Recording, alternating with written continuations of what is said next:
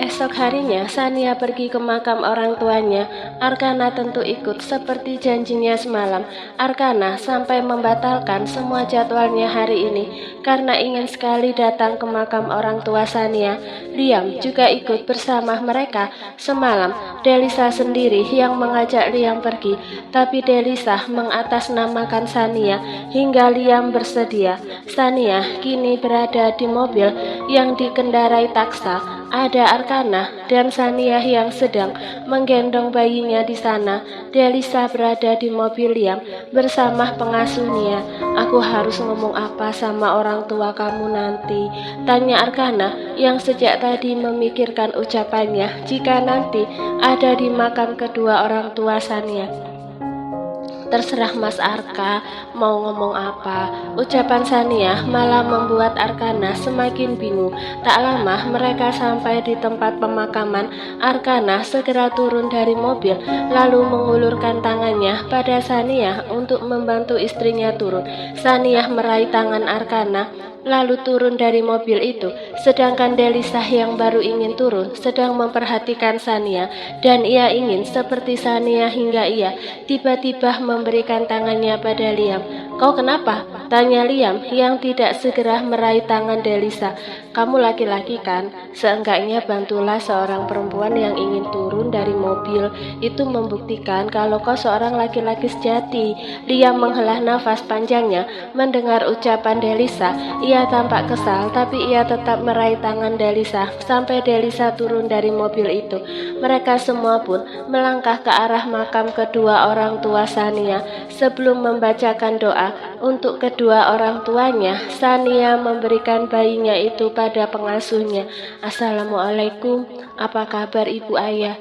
Kalian pasti udah ketemu di sana dan udah sama-sama lagi. Kalau Sania di sini udah bahagia, jadi kalian jangan khawatir sama Sania ya." Arkana ikut berjongkok di samping Sania setelah mengambil Juno dari pengasuhnya. "Halo Bu, Pak, perkenalkan saya Arkana, suaminya Sania. Saya baru mengenal Sania beberapa bulan lalu, tapi perasaan saya pada Sania nyata. Saya tulus menyukainya dan saya janji akan membahagiakannya seperti yang diinginkan semua orang tua untuk kehidupan anaknya. Sekarang kami juga sudah punya bayi yang lucu dan menggemaskan, namanya Juno. Dia suka menangis, tapi saya senang dengar suara tangisannya. Itu menyadarkan saya bahwa saat ini saya sudah menjadi seorang ayah dan seorang suami." Sania yang ada di sebelah Arkana tercengang mendengar semua ucapan Arkana pada kedua orang tuanya. Ia tidak menyangka bahwa orang sedingin dan sekaku Arkana bisa mengatakan sesuatu yang membuat hati tersentuh. Bahkan Sania tanpa sadar meneteskan air matanya karena mengingat orang tuanya. Andai saja ayah dan ibunya masih hidup, beliau pasti akan tersenyum lebar mendengar ucapan Arkana. Delisa dan Liam yang berdiri melihat Arkana di sana ikut terharu dan tersentuh. Setelah Arkana mengatakan itu, Sania berdoa untuk kedua orang tuanya, lalu menabur bunga ke atas makam kedua orang tuanya. Selesai menabur bunga, mereka meninggalkan tempat itu. Arkana meminta Taksa melajukan mobilnya ke sebuah mall. Ia berencana mengajak Sania berbelanja ke salah satu mall terbesar di kota ini. Namun baru sampai di mall itu, Arkana tiba-tiba dapat telepon dari sekretarisnya.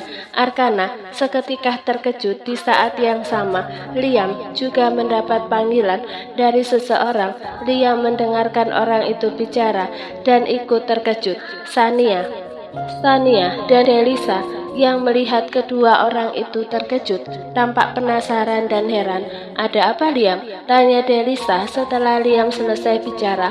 Liam tidak menjawab, ia malah berjalan mendekati Arkana. "Tuan, saya dapat kabar kalau..." "Saya tahu, lebih baik kita kembali saja." Arkana kemudian menoleh ke Sania dan Delisa. "Sania, kita tidak bisa belanja sekarang. Ada hal yang mendesak yang harus aku tangani." "Gak apa-apa, biar aku aja sama Delisa. bisa.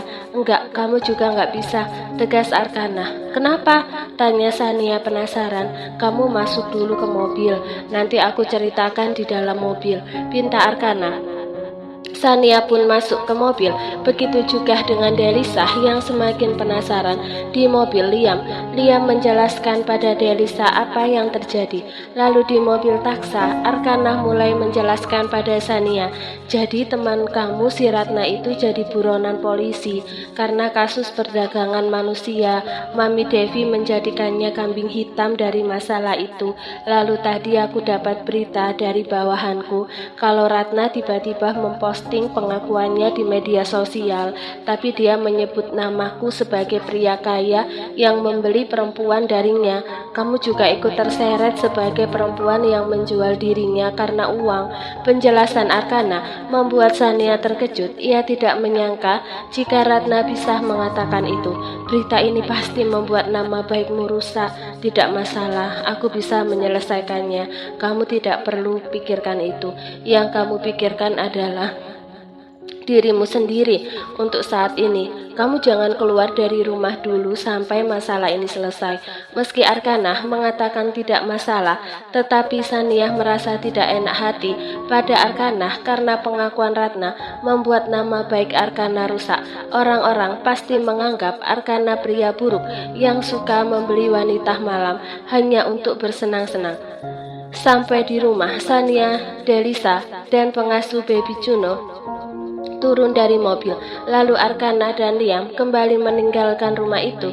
Berita yang disebarkan Ratna sungguh membuat Arkana marah, sebab berita itu memang membuat nama baik Arkana rusak. Di mata orang-orang di luar sana, ia dianggap pria hidung belang yang suka tidur dengan banyak wanita malam.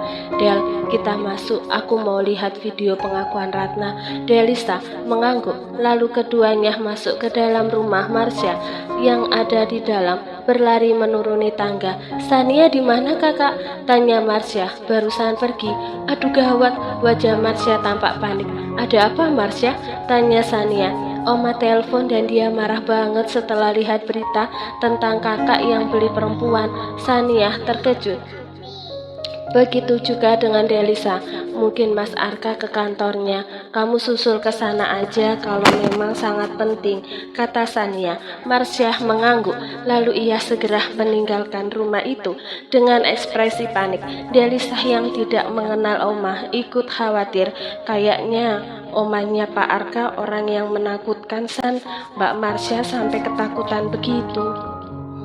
Saya memang sering membawa wanita malam untuk para orang kaya, tapi saya bukan seorang mucikari. Saya cuma bawahannya yang dipercaya untuk menjadi perantara, dan salah satu orang kaya yang pernah menggunakan wanita malam untuk bersenang-senang adalah Tuan Arkana Rahadi. Sebagian dari kalian mungkin tidak asing dengan nama itu. Dia seorang pebisnis kaya di kota ini. Lalu wanita malam yang saya bawa untuknya adalah istri dari teman saya, namanya Sania. Demi uang dia datang pada saya. Lalu saya membawanya bertemu dengan Pak Amir, bawahan Tuan Arkana. Ratna memakai jaket hoodie hitam di video itu. Ia menutupi kepalanya dengan topi jaket, lalu menundukkan wajahnya agar wajahnya tidak terlihat jelas. Ya Allah, si Ratna ini, dia benar-benar jahat banget, kata Delisa setelah ia dan Sania selesai menonton video itu. Video ini pasti merugikan banget buat Arkana dan mungkin akan berpengaruh sama perusahaannya, karena yang ku tahu jika pemimpinnya bermasalah maka perusahaannya akan kena imbasnya. Saham dari perusahaannya pasti menurun. Sania menjadi khawatir terhadap Arkana. Ia tidak tenang dan cemas hingga membuatnya begitu penasaran ingin tahu kabar Arkana. Pebisnis memang kayak gitu, San. Kalau menyangkut nama baik pasti imbasnya ke perusahaan juga. Sania tidak mengatakan apapun. Perempuan itu hanya duduk bersandar di sofa sembari memikirkan Arkana. Lalu di perusahaan, Arkana tengah sibuk di ruang rapat bersama para petinggi perusahaannya. Ia sedang menenangkan para pemegang saham perusahaannya agar tetap tenang. Ia juga menyampaikan solusi baiknya untuk menangani masalah itu. Di saat ia sedang mendengarkan keluhan semua orang, Marsha tiba-tiba masuk. "Kakak," seru Marsha yang tak sadar bahwa ia sedang diperhatikan oleh banyak orang. Buru-buru, Marsha membungkuk hormat di depan semua orang karena sudah masuk tanpa mengetuk pintu. "Maaf semuanya, ini masalah mendesak. Saya terpaksa masuk tanpa izin." "Ada apa, Marsha?" tanya Arkana. Marsha kembali menoleh ke Arkana. Ia segera membisikkan sesuatu pada Arkana hingga Arkana segera mengambil ponselnya dari saku jas dalamnya. Ia melihat ada banyak panggilan tak terjawab dari omanya. Arkana memang sengaja mematikan suara ponselnya agar tidak mengganggunya saat ini. "Saya tinggal sebentar." Setelah meminta izin pada semua orang, Arkana keluar dari ruangan itu lalu segera menghubungi omanya kembali. "Assalamualaikum, Oma." "Waalaikumsalam, Arkana." "Oma sudah lihat video perempuan itu? Apa semua yang dikatakannya di video itu memang benar, Arka?" Oma Rahadi punya mata-mata di kota ini. Oleh sebab itu ia tahu video yang merusak nama baik Arkana. Meski saat ini ia sedang berada di Eropa, saya memang mengeluarkan uang untuk menyewa wanita untuk menemani saya semalam saat hari pernikahan saya dan Gina. Saat itu saya sedang marah dan malu dengan yang terjadi waktu itu sampai melakukan itu, Oma. Tapi wanita itu bukan wanita malam, Oma. Dia wanita baik-baik yang juga sedang dijebak oleh wanita yang ada dalam video itu. Akibat kejadian malam itu, dia hamil dan saya pun sudah bertanggung jawab padanya dengan menikahinya." "Maksudmu, wanita yang kau bersamai itu melahirkan anakmu?" tanya Oma Rahadi di balik telepon. "Benar, Oma. Dia dan anak kami juga sudah ada di rumah." Oma Rahadi terdiam sejenak dan Arkana tahu bahwa omanya saat ini sedang kecewa karena menghamili wanita di luar nikah. Hal itu sangat dibenci oleh Oma Rahadi. Oma tidak bicara banyak lagi padamu, Arkana, karena percuma Oma mengomel. Semuanya sudah terlanjur terjadi. Yang Oma ingin tahu, apa yang akan kamu lakukan untuk menyelesaikan masalah ini, karena saham perusahaan menurun gara-gara masalah ini, tanya Oma Rahadi. "Rencananya saya mau melakukan konferensi pers untuk menjelaskan semuanya. Saya akan bawa istri dan anak saya dalam konferensi pers itu. Lalu wanita yang ada di video itu sekarang sedang dicari polisi. Dia pasti akan ditangkap dan saya akan menuntutnya karena sudah menjebak istri saya." "Oke, Oma tunggu kabar baiknya." Oma Rahadi hanya ingin nama baik keluarganya dan perusahaan keluarganya kembali pulih. Oleh sebab itu ia mengikuti semua rencana Arkana.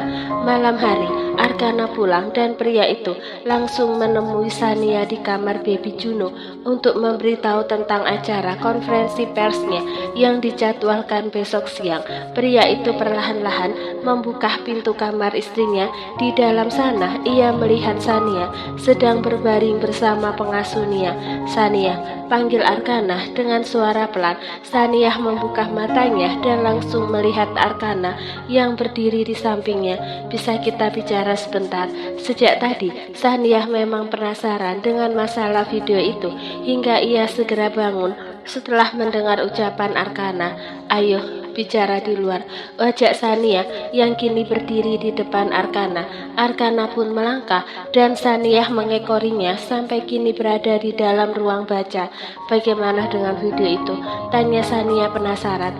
"Ini yang ingin kubahas denganmu. Jadi besok aku mengadakan konferensi pers untuk menjelaskan semuanya agar orang-orang di luar sana tidak salah paham padamu dan kamu juga harus hadir dalam konferensi pers itu." "Aku juga harus ikut. Untuk apa?" Dan apa yang ingin kamu jelaskan dalam konferensi pers itu? Tanya Sania yang semakin penasaran. Aku akan katakan status kita saat ini.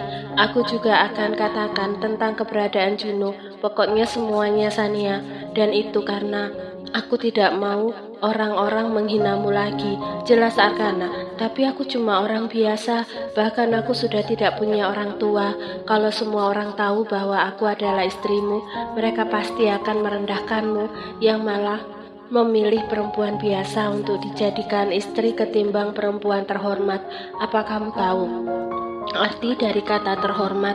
Tanya Arkana, yang malah membuat Sania bingung. Hingga Sania hanya diam mengerutkan keningnya melihat Arkana. Orang terhormat itu adalah seseorang yang percaya pada kebenaran dan melakukan hal yang benar.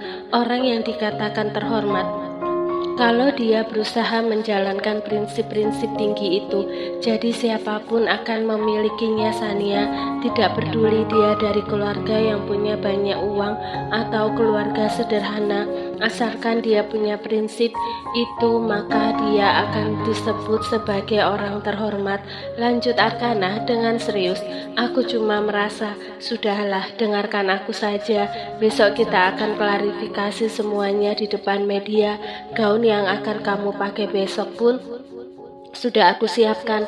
Kamu tenangkan dirimu saja, jangan terlalu tegang. Sania mengangguk.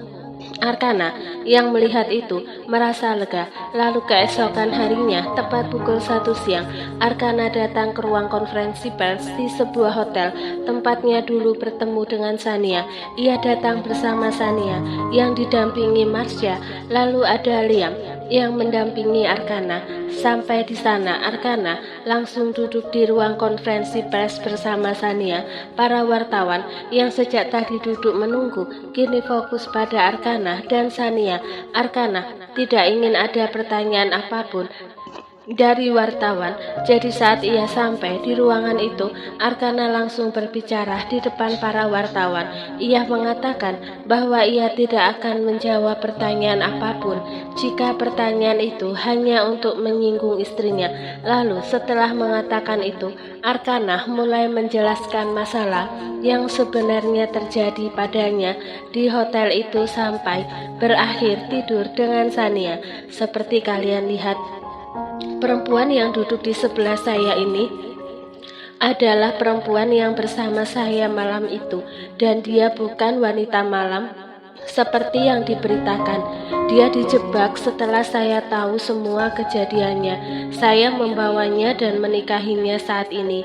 Dia sudah menjadi istri saya, Nyonya Arkana Rahadi. Sania tidak memperhatikan para wartawan. Ia malah memperhatikan Arkana yang sedang berbicara. Dan perlu kalian tahu, saya menikahinya bukan hanya karena saya harus bertanggung jawab padanya. Itu karena saya sangat menyukainya. Setelah malam itu saya tidak bisa melupakannya. Aroma tubuhnya seolah menghantui saya sampai setiap saat saya selalu merasakan aroma itu. Mungkin itu yang dinamakan takdir cinta sejati. Lalu saya bertemu kembali dengannya. Saya tidak mengingat wajahnya, tapi saya mengenali aromanya. Arkana kemudian menoleh ke Sania. Ia menatap penuh cinta istrinya yang juga sedang menatapnya. Dan saya sadar bahwa saya tidak hanya sekedar tertarik pada wanita itu, tapi hati saya sudah dikuasai olehnya, karena hati yang tidak bisa saya kendalikan. Sampai saya bersumpah untuk memilikinya. Saya bahkan memaksanya agar mau menikah dengan saya. Seketika jantung Sania berdebar-debar mendengar ucapan Arkana. Ia terus menatap mata Arkana yang memandangnya. Sania, saya benar-benar tulus menyukaimu. Saya menikahimu bukan hanya karena Juno, tapi karena hati saya sudah dimiliki olehmu. Sania sampai tak berkata-kata dan hanya menatap Arkana dengan jantungnya yang semakin berdebar kencang. Sania, hatiku hanya untukmu.